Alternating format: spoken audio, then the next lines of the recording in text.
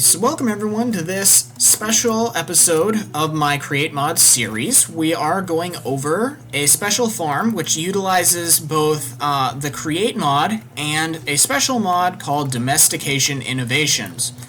I have done a bunch of, as you can see, I've done a bunch of experimenting with Domestication Innovation, as well as a bunch of other mods like Alex Caves, Alex Mobs, as well as Vanilla Mobs, and so far, Domestication Innovation works with, as far as I can tell, with any mob that is tameable by the player, and you can add the special enchantments that are added in the mod to the things. But that is not the focus. The focus of this video is not to review Domestication Innovation, which in itself is great. You should check it out, because that adds a lot of possibility to all of your tames and other things in the game.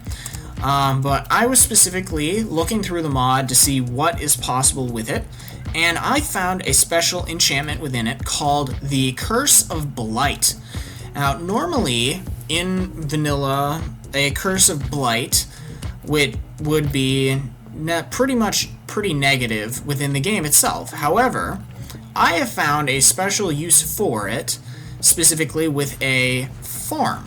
So, basically how this farm works is you have a moss farm, either the vanilla one or a create-powered moss farm, pump into this farm here. You can basically then use the Curse of Blight, which turns, as you can see, the moss into coarse dirt and dirt, which you can then use some sort of timed thing going around like this. I have a windmill bearing with a bunch of the hands that place the redstone torches, and a barrel with redstone torches in here, and the plows which break the redstone torch, basically allowing you to set it up so that it will go up and down at a consistent rate. I tried forever to figure out how to make it do that without doing this. I could not figure it out.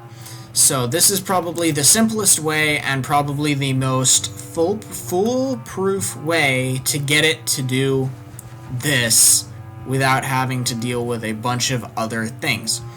Now, of course, there may be some issues with this farm because you may end up getting a bunch of moss come through, which you could then, once you get it all out, you could pass it back up into the system again if you wanted, or you could just collect it here. And it gets about slightly more, it's about equal amounts of dirt and coarse dirt into the machine, with about less than half as much moss that just gets missed within the Curse of Blight. And I put in these hoppers to make sure none of the items got stopped on the blocks that they were standing on. And also, it does work faster if you have more wolves with the Curse of Blight on them. As you can see, it works a lot faster with multiple instances, though there are, of course, you still miss some, but the more wolves you have with the curse, the less of the moss you will have left over, if that makes sense. And it may not work especially well, but this was the best way I could figure out how to automate this. And with the drills, the mining drills with Create Mod, it's fairly easy to convert them into the blocks without having to do like mega block chains like you do in vanilla dirt farms, which I will be going over a purely Create Mod dirt farm eventually in this series.